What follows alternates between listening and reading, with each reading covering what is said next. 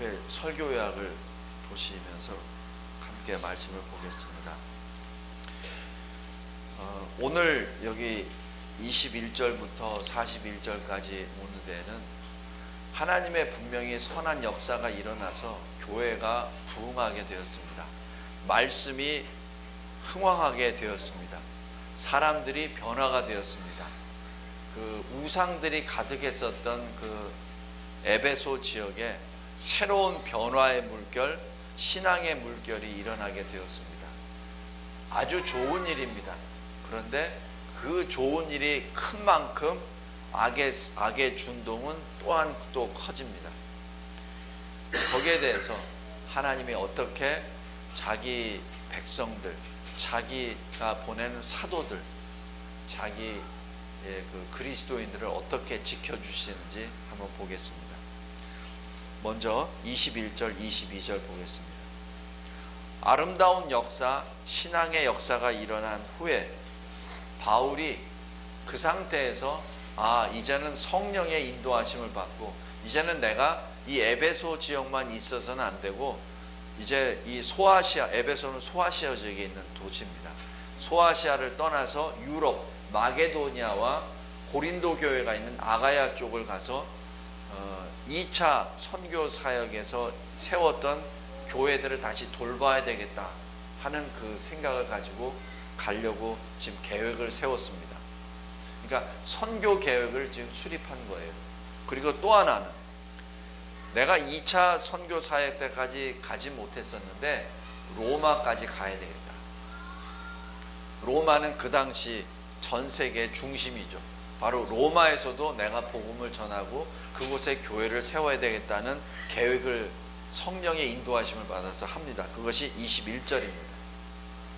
그래서 22절 동역자 디모데와 에라스도를 먼저 마게도냐로 보냅니다. 그리고 자기는 이 에베소 지역에 좀 더 남아 있었습니다. 이때 이 마게도냐로 먼저 보낸 데에는 목적이 두 가지가 있습니다. 하나는 예루살렘 교회 성도들 중에 가난한 성도들이 있었습니다. 다른 교회들은, 선교지에 있는 교회들은 그나마 자립도 되고 굉장히 괜찮은데 이 모교회, 예루살렘 교회에 기근이 일어나서 거기에 가난한 성도들이 생계가 어렵게 되었어요. 그래서 이 마게도냐, 유럽에 있는 교회들에게 먼저 통지를 하고 또 거기서 구제 헌금을 모금하라고 이렇게 합니다. 그것이 고린도 전서 그리고 빌립보서 이 서신서에 쭉 다 기록되어 있습니다. 그래서 디모데와 이 에라스도를 먼저 마게도냐로 보내죠. 그럴 때 일이 벌어집니다. 자, 보통 우리가 여기 사도행전을 이렇게 보면은 에베소에 있는 일어난 소동이나 이런 걸 보고 이 에베소 지역에서는 큰 어려움이 없었을 것이다 라고 추측할 수 있어요. 왜냐하면 거기에 별로 이 사도 바울이 고난받은 것이 거의 없기 때문에. 그러나 사실 기록만 안 돼 있지 실은 그곳에서도 엄청난 죽음의 위협을 받았습니다. 우리 고린도 전서 15장 한번 보십시오.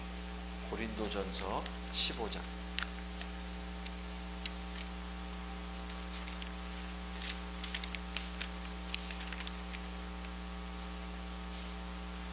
고린도전서 15장 31절 32절 보십시오.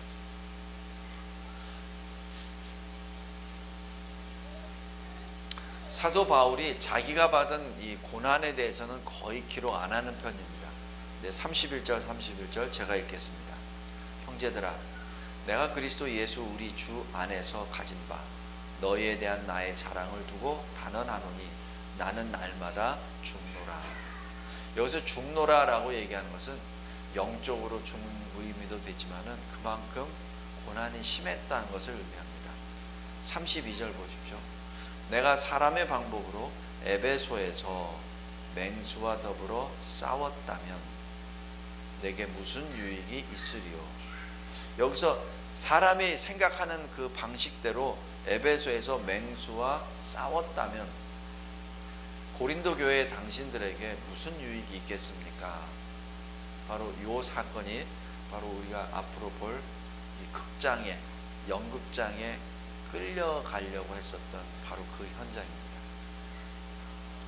보통 연극장 하면은 거기서 요새 우리 올림픽 경기를 했었던 그런 건데 사람들이 전부 다 모여 있고, 특별히 이때 그리스도인들을 핍박하는데 현장에서는 맹수 사자들을 풀어서 찢김을 당하는 것을 봤죠. 그게 바로 이 얘기입니다.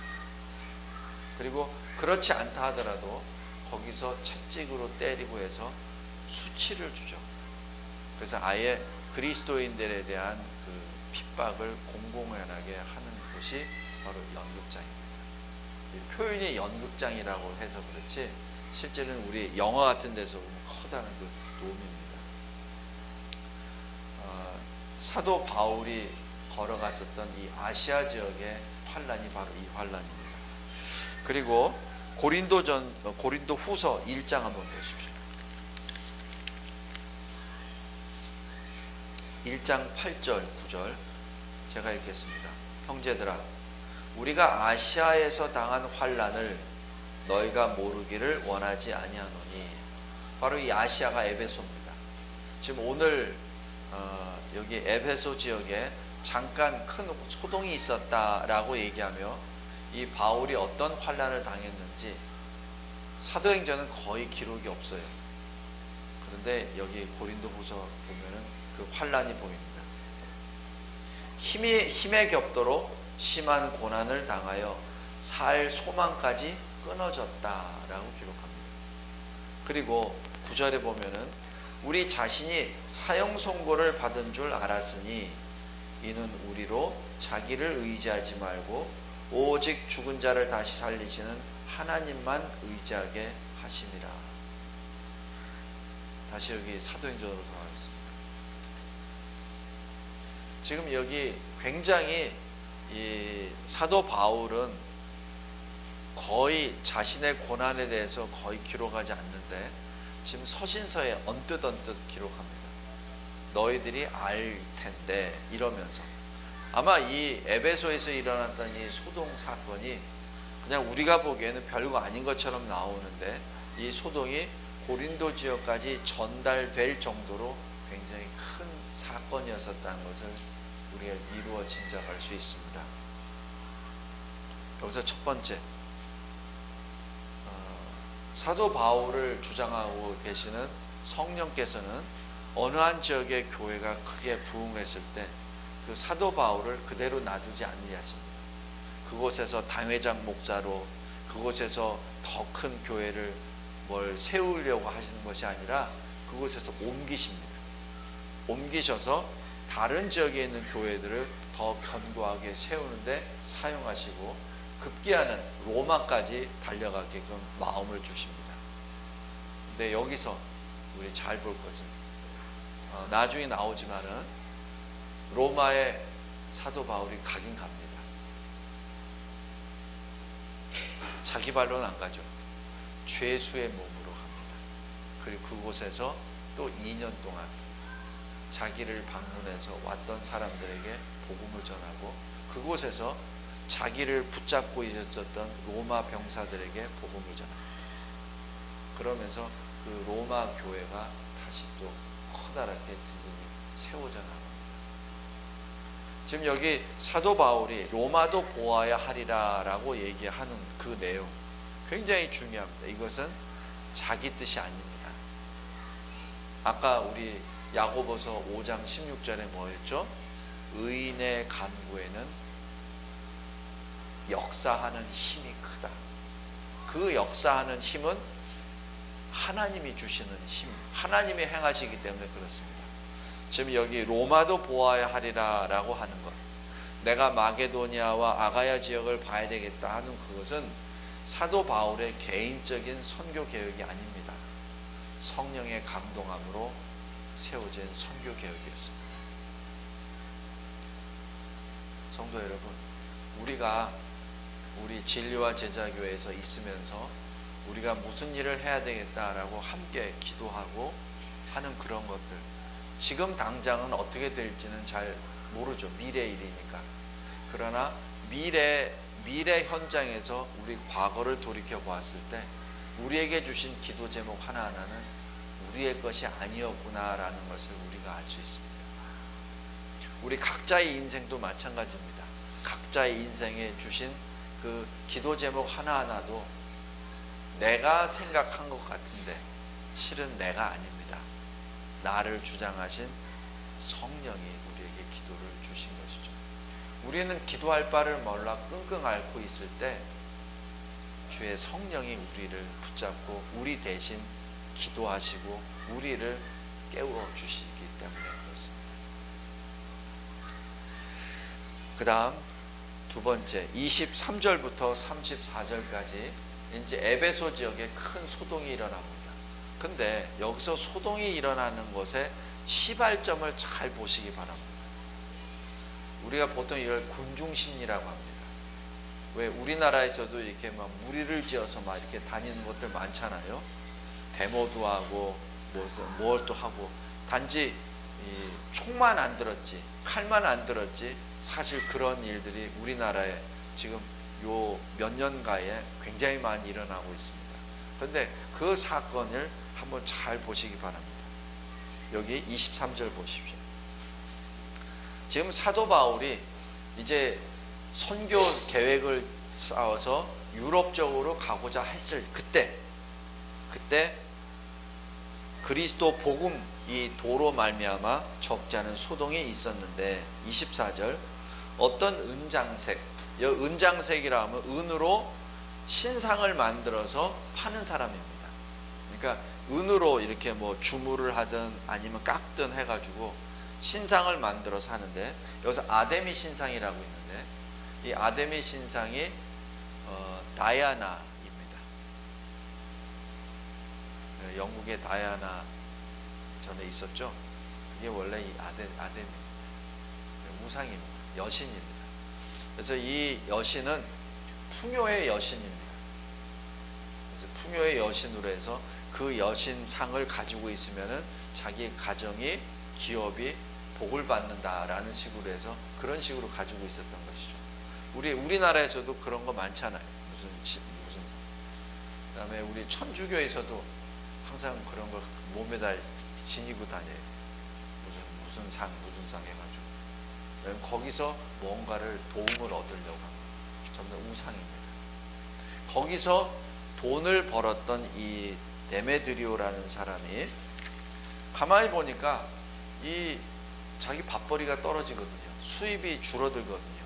그러니까 자기가 이 받는 물질적인 손해를 이제 다시 얻기 위해서 어느 상대를 공격합니다.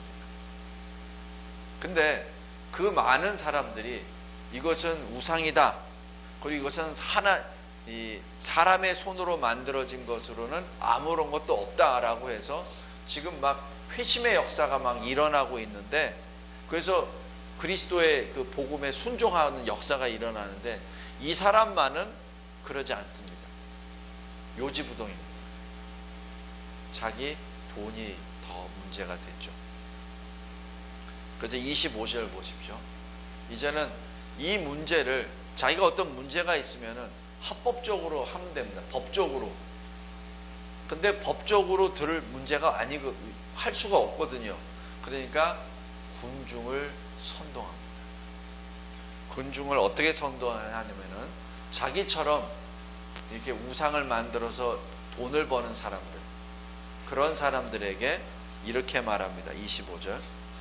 우리가 지금 풍족한 생활을 하도록 지금 이런 신상 만드는 생업을 했었는데, 26절.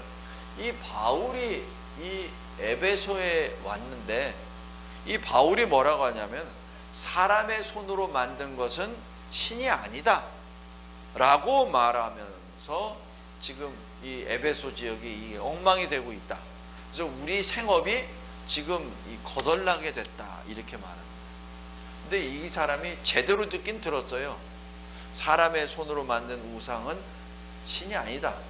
라고 말하는 것은 제대로 들었는데, 내용은 들었는데 회심이 없는 거죠.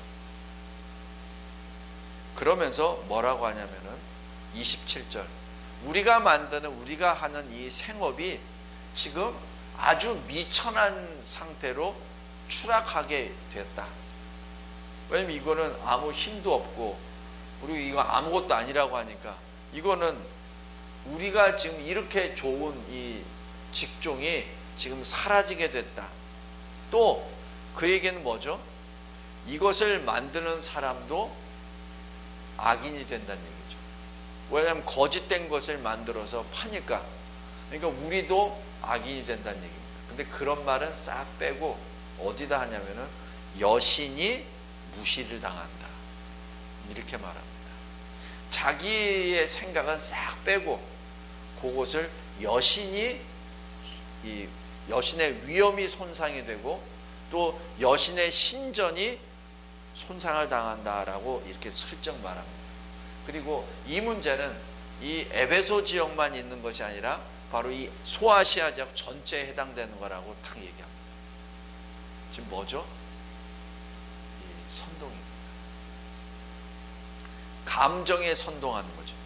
어떤 이성에 따라서 합리적으로 말하는 것이 아니라 감정을 건드리는 겁니다. 그 결과 어떻게 되죠? 28절 보십시오.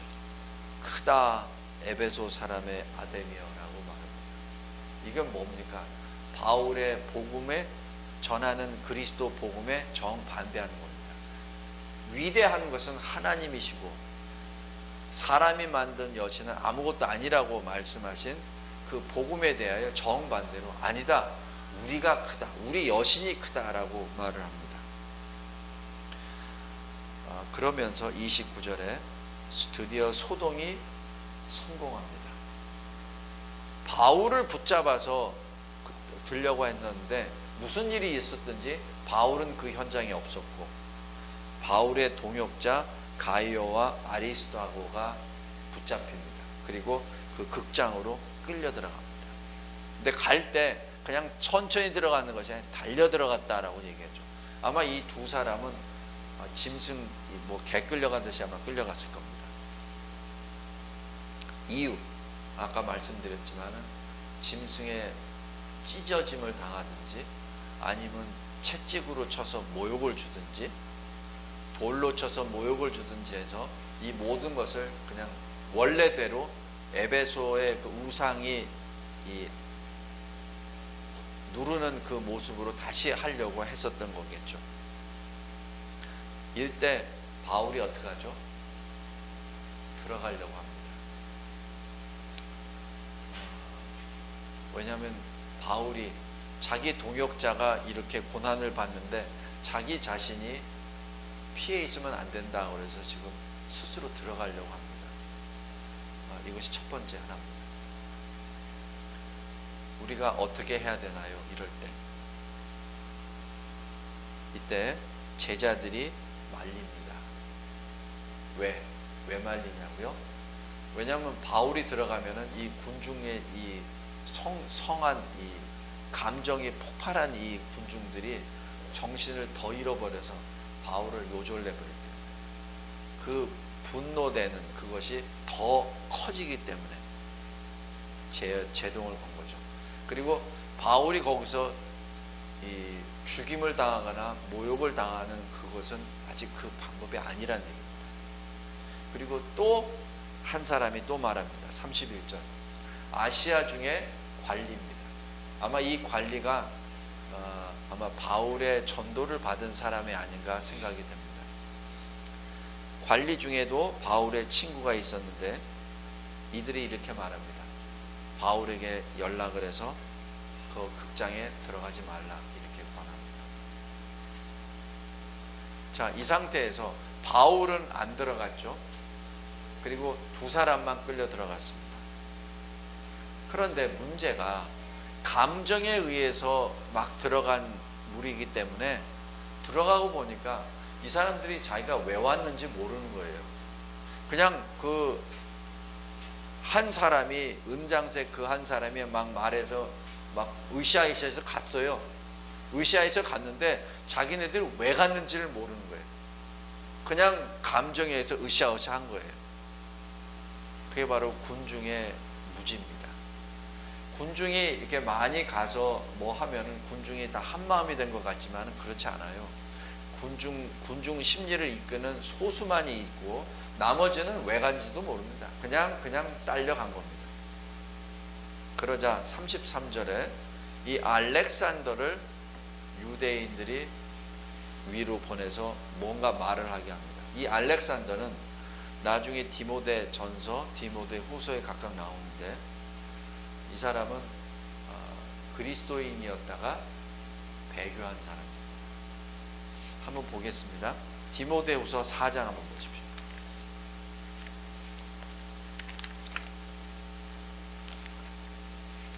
디모데 후서 4장 14절.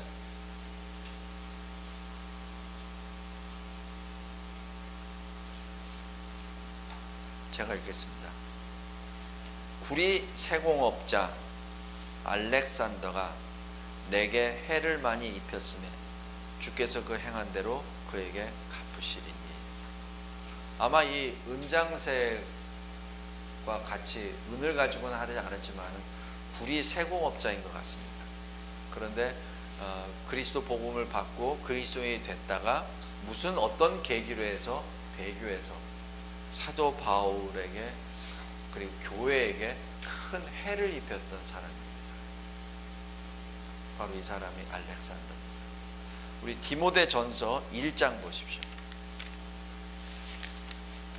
디모데 전서 1장 20절.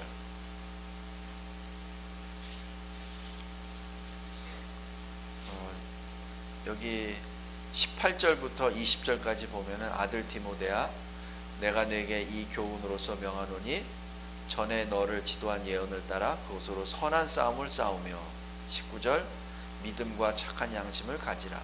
어떤 이들은 이 양심을 버렸고 그 믿음에 관하여는 파선하였느니라. 이러면서 20절 그 가운데 후메네오와 알렉산더가 있으니 내가 사탄에게 내준 것은 그들로 훈계를 받아 신성을 모독하지 못하게 하려 함이라. 바로 이 알렉산더입니다. 그러니까 바울이 전하는 그 복음을 가지고 그리스도인이 됐다가 무슨 일이었든지 이 알렉산더가 배교를 해버립니다. 그러니까 33절 사도행전 19장 33절 보면은 유대인들이 이 알렉산더를 추천하죠. 그래서 무리 가운데에서 네가 바울을 공격하라. 네가 바울이 무엇을 잘못했다는 것을 얘기하라라고 얘기합니다. 그러자 33절 후반부에 알렉산더가 손짓을 하며 백성들에게 무언가 말을 합니다. 아마 이 무언가 말을 할 때 바울을 아마 음해했을 겁니다. 바울이 전한 복음에 대해서 아마 공격했고 자기가 과연 그 소위 그리스도인이었었는데 바울이 전한 내용이 뭐가 이게 잘못되다 아마 그 큰 해를 줬을 겁니다. 그러나 34절 보십시오. 거기에 모인 사람들 그 군중들은 헬라인들입니다. 유대인이 한 사람이 나와서 뭐 얘기한 거 안 듣습니다. 왜냐하면 그 사람들에게는 유대인이 다 똑같거든요. 그러니까 그들이 뭘 얘기한 거 다 취급 안 합니다. 그러면서 뭐라고 하냐면 크다 에베소 사람의 아데미어라는 말만 2시간 동안 또 계속 언급합니다. 자, 여기 두 번째 성도 여러분, 어떤 큰 무리들이 주장하는 게 두 가지가 있습니다. 하나는 우리가 섬기는 아데미는 크다. 우리가 지금 출입하는 신전은 크다. 그래서 맞다. 또 우리가 모인 이 사람들의 수가 많다. 그래서 맞다. 우리 정확히 잘 봐야 됩니다. 우리도 이 세상에 살면서 많은 사람이 있으니까 거긴 옳다 이렇게 생각할 수 있어요. 근데 반드시 그런 건 아닙니다. 오늘 여기도 보면은 자기가 뭔지는 모르는데 무조건 왔어요. 그래서 그들이 말하는 것은 아무런 뭐가 없어요. 분별력도 없고 이성력도 없고 아무런 것도 없습니다. 지식도 없어요. 그냥 우리가 많이 모였다, 그거 하나가 맞다는 얘기입니다. 그게 군중심리입니다. 군중의 무식입니다. 우리 이 시대에 살면서 우리 민주주의 사회에 살기 때문에 다수 의결의 원칙을 들어갑니다. 그러나 다수 의결의 원칙도 사실 맹점이 여기에 있습니다. 이성적으로 모든 것을 근거로 해서 어떤 사실에 근거로 해서 무언가가 정확하게 나타났으면은 그것은 의미가 있으나, 그냥 감정적으로 뭐가 쏠려 다니면서 자기가 무엇을 주장하는지도 모르면서 왔다 갔다 하면서 수가 많다고 해서 많은 것이 결코 아닙니다. 이것이 공산주의의 인민재판과 아주 유사합니다. 그냥 많은 사람들이 모이니까 그것이 옳다는 얘기죠. 이제 군중심리의 아주 잘못된 모습입니다. 다음에 세 번째, 그러자 35절부터 41절까지 서기장에 들어옵니다. 여기서 서기장은 그 커다란 연극장의 기록을 담당하는데, 예를 들어서 올림픽 경기를 거기서 했다, 그럼 거기서 누가 메달을 땄다 기록 정리하고, 누가 몇 년도에는 누가 여기서 1등을 했다, 여기 월계관을 썼다 하는 것을 기록하는 사람입니다. 그러니까 어찌 보면 이 서기장이라고 하는 사람은 거기에 아마 총책임관이라고도 될 수 있어요. 그래서 굉장히 권위가 있는 사람입니다. 이 사람이 이렇게 지혜를 발휘합니다. 35절 보십시오. 무리를 일단 진정시키고 이렇게 말합니다. 에베소 사람들아, 에베소에 이 아데미 신은 사람으로부터 온 것이 아니라 제우스 신으로부터 왔다. 그건 우리가 잘 알고 있는 것 아니냐, 이렇게 딱 얘기하니까 일단은 전부 다 진정해버립니다. 왜냐하면 사람의 손으로 했다고 얘기를 하는 거를 여기서 진정을 딱 시켜버린 것이죠. 그리고 이 에베소라는 이 도시 자체가 바로 아데미 신전이 있는 가장 큰 도시로서 신전지기 아니냐, 그러니까 또 탁 가라앉습니다. 왜냐하면 자기들을 지금 인정해 준 거거든요. 그래서 일단 이 거품을 가라앉게 해줬습니다. 그리고 이성적으로 들어갑니다. 36절에 너희들이 잘 생각해봐라. 경솔히 움직이지 마라. 지금 너희들이 데려온 이 두 사람이 훔쳤느냐, 신전에 가서 뭘 훔쳤느냐, 아니면은 이 두 사람이 아데미 신에 대해서 욕을 했느냐, 한 게 없거든요. 그냥 이 사람들은 복음을 전했죠. 욕을 한 건 아니었거든요. 그러면서 법대로 해라. 만약에 이런 일이 있을 때는 법대로 해라. 우리는 법치국가 아니냐, 법대로 하고, 만약에 이렇게 막 소동을 일으키는 것이 불법 집회다. 이 불법 집회에서는 반드시 로마 이 황제의 명으로 처벌을 받게 된다. 성도 여러분, 이 서기장은 믿는 사람인지 아닌지는 정확히 알 수 없으나, 그러나 굉장히 법에 대하여 이 강조를 합니다. 사실 우리가 배워야 될 점입니다. 그냥 무리가 막 있어 많은 무리들이 움직인다고 해서 거기서 그냥 왔다 갔다 자기 중심도 없고 그냥 끌려다니는 그런 것이 아니라 법치국가니까 법으로 하자는 얘기죠. 그래서 법의 존재가 있는 것이죠. 그러지 아니하고 그냥 사람이 많다고 해서 20만이 넘는다고 해서 그 의견이 수렴이 되고, 어떤 거는 20만이 안 되니까 무시되는 거, 그거는 아니죠. 여기 서기장 굉장히 이 슬기롭게 이 난국을 딱 진정을 시켜버립니다. 그리고 이렇게 말해요. 40절에 너희들이 지금 하고 있는 이것은 불법 집회이니 만약에 너희들이 계속 이렇게 할 때는 법의 심판을 받는다. 지금 너희들이 가지고 있는 것은 아무런 증거가 없다. 팩트가 없다는 얘기죠. 그러니까 어떻게 되죠? 41절 흩어지더라.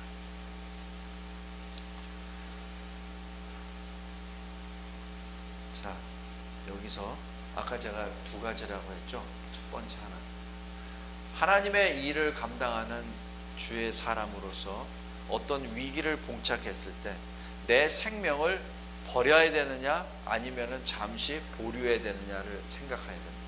바울이 내가 지금 내 동료가 들어갔는데 그 동료를 내버려 두고 나는 그냥 여기 평안하게 있으면 되느냐 아니면 내가 들어가야 되느냐, 그런 그 갈림길이 있습니다. 어떻게 해야 되죠? 먼저 기도해야 되죠. 그러나 나의 이 받은 사명이 이곳으로 끝이냐 아니냐를 확인해야 됩니다. 만약에 바울이 거기서 연극장에 그냥 제자들이나 그 관원이 조언했는데도 불구하고 아니야, 나는 내 동역자들과 같이 죽으면 죽고 같이 살면 살아 하고 만약에 연극장에 들어갔다면 아마 이 소요사 때는 아마 사람을 죽이는 소요사태가 되어버릴 겁니다. 그리고 더 이상 사도 바울의 사역은 끝이 나버리죠. 하나님의 영은 사도 바울에게 그걸 요구하지 않은 것입니다. 사도 바울의 마음은 들어가고 싶습니다. 그러나 성령께서 사람들을 계속 보냅니다. 바울, 네 제자들의 말을 들으라. 바울, 여기 로마 당국에서 일하는 너의 사람들의 말을 들으라. 우리가 하나님의 일을 할 때 늘 균형감 있는 그 일을 해야 됩니다. 우리 선교 전략을 짤 때 이 지구 내에 선교 자유지역이 있고 선교 제한지역이 있고 선교 금지구역이 있습니다. 세 가지로 분류합니다. 그래서 일본 같은 거, 유럽 같은 경우는 선교 자유지역입니다. 마음껏 갈 수 있어요. 그죠? 선교 제한지역이 있습니다. 이 제한지역은 인도, 그 다음에 이 중동지역, 그러니까 이 힌두교나 이슬람권의 그런 나라들, 거기는 일종의 박해가 있습니다. 위험이 따릅니다. 그 다음에 선교 금지구역이 있습니다. 북한. 그래서 어떤 분들은 북한에 가야 된다고 해서 북한에 들어간 분들이 있어요. 그 결과 어떻게 되죠?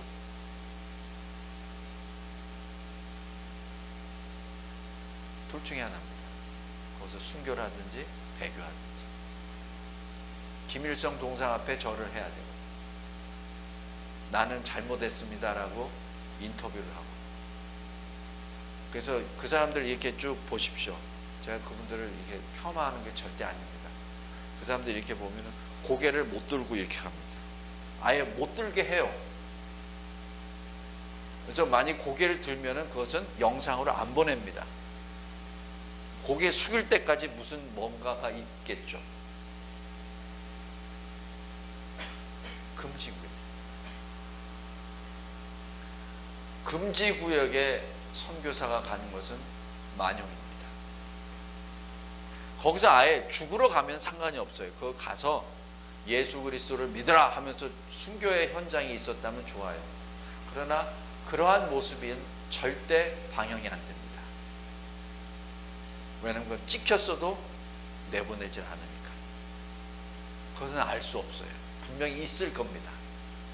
그러나 우리가 인식되는 것은 늘 고개 숙이고 항복한 모습의 선교사들과 목회자들의 모습이만 계속 나타납니다. 성도 여러분, 우리가 선교나 전도를 할 때도 마찬가지입니다. 우리가 할 수 있는 대상이 있고 할 수 없는 대상이 있습니다. 때가 있습니다. 하나님이 열어주시는 때가 있고 하나님이 닫으시는 때가 있습니다. 바울에게 요구됐던 것이 바로 그겁니다. 우리 교회가 앞으로 선교 전략을 할 때도 북한에 대한 선교는 우리 대한민국 교회가 받은 하나님의 기도 제목 중에 하나입니다. 그러나 아무 때나 지금 막 가라는 것은 그것은 아닙니다. 또 북한에 무슨 쌀을 보내준다, 뭐 돈을 보내준다, 구제연금을 보내준다, 그런 운동들을 많이 합니다. 그러나 그것은 현 시점에서는 하면은 안 됩니다. 왜냐하면 우리가 원하는 대상에게 쌀이 가거나 돈이 가는 것이 아니라 그 정부로 들어가기 때문에 그렇습니다. 그것은 전혀 도움이 안 됩니다.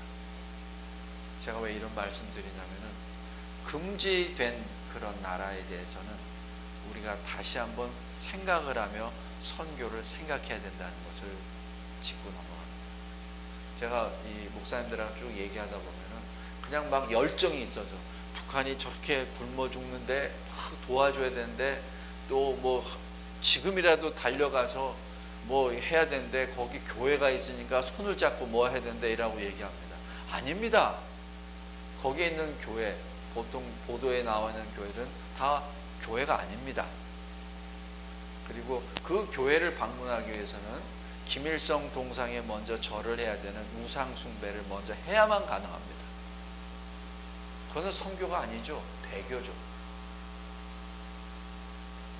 그래서는 안 됩니다. 그 다음에 두 번째 큰 주제, 하나님의 섭리입니다. 하나님은 바울을 지키십니다. 에베소 교회를 지키십니다. 어떻게? 하나님의 섭리를 지키십니다. 교회가 여기서 뭐라고 한 것 없어요. 그러나 하나님은 서기장을 들어서 교회를 지키십니다. 서기장을 통해서 바울을 지키십니다. 그래서 바울이 장차 마게도니아 지역에 갈 수 있도록 역사하십니다. 그리고 바울이 로마도 가야 되겠다고 해서 로마는 못 갑니다. 선체 선교사에게. 그러나 그 기도 제목을 받으시고 마지막 로마로 죄수로 끌려갔을 때 하나님께서는 바울에게 로마에 전도할 수 있는 선교의 문을 열어놓으십니다. 하나님의 섭리입니다. 물론 바울이 그렇다고 해서 나중에 잘 죽나요? 아니죠. 순교당하죠. 작두에서 머리가 잘려서 순교를 당합니다. 그것도 하나님의 뜻입니다. 순교를 당할 때까지 하나님께서는 바울의 입으로 고백했었던 나도 로마에도 가봐야 되겠다는 것을 응답해 주십니다. 그리고 그 바울을 제물로 받으십니다. 성도 여러분, 우리가 지금 당장은 우리 교회가 아직은 힘이 없어서 지금 기존 선교사님들 몇 분들을 지금 후원하고 있고 기도하고 있지만은 장차 우리 교회가 선교사를 파송할 때 이 점을 잘 생각해야 됩니다. 그냥 무조건 내가 열심으로 어떤 해서는 안 되고 먼저 교회가 하나님 앞에 기도해야 됩니다. 그리고 그 기도가 모든 성도들이 같이 한 마음이 돼서 한 뜻이 되었을 때 선교사 한 가정이 파송되리라 믿습니다. 그냥 어느 한 몇 사람의 어느 한 목사나 장로나 집사나 어떤 열심인 사람이 여세에서 으쌰으쌰해서 하는 것이 아닙니다. 하나님의 일은 그렇게 하는 거 아닙니다. 아니면 어떤 뭐 영적인 사람이 탁 나와서 기도해 보니까 어디요? 오라고 해서 거기 가는 것도 아닙니다. 여기 사도행전 잘 보십시오. 바울이 영적인 사람 많이 하나님 부활하신 주님을 만났다고 해서 바울이 여기 안 합니다. 기도하고 동역자들과 함께 나가고 교회가 기도합니다. 우리도 마찬가지입니다. 우리 진리와 제자교회가 앞으로 선교 사역을 할 때도 마찬가지입니다. 제가 왜 이런 얘기하냐면 제가 있을 때 선교사 파송도 이루어질 수도 있지만 제가 없을 때도 선교사 파송이 일어날 수 있기 때문에 그렇습니다. 말씀을 근거로 하십시오. 그리고 때가 있습니다. 하나님이 문을 열어주실 때 갑니다. 하나님이 문을 닫았을 때는 그때는 예비해야 됩니다. 준비해야 됩니다.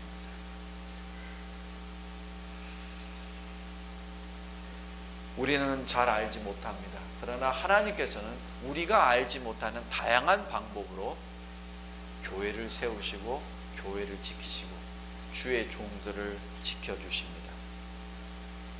기도하겠습니다. 하나님 아버지, 감사하고 감사합니다.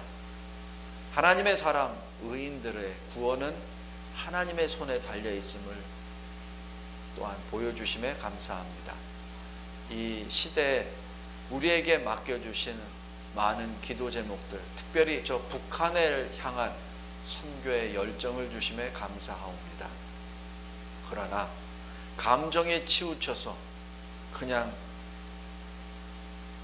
뜨거운 마음 하나만 가지고 선교를 하는 것이 아니라 분명한 말씀을 통한 성령의 지시함을 받고 문이 열렸을 때 최고의 능력을 발휘할 수 있도록 하시는 질서의 하나님, 섭리의 하나님의 뜻을 조차 이 교회도 행하게 하여 주시옵소서.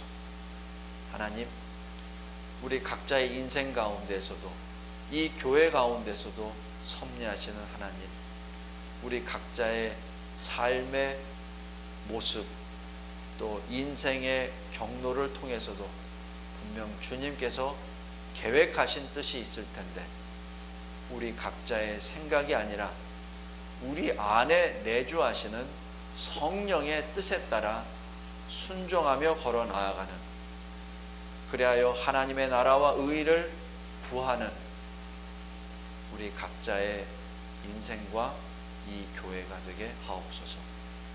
예수 그리스도의 이름으로 기도드리옵나이다.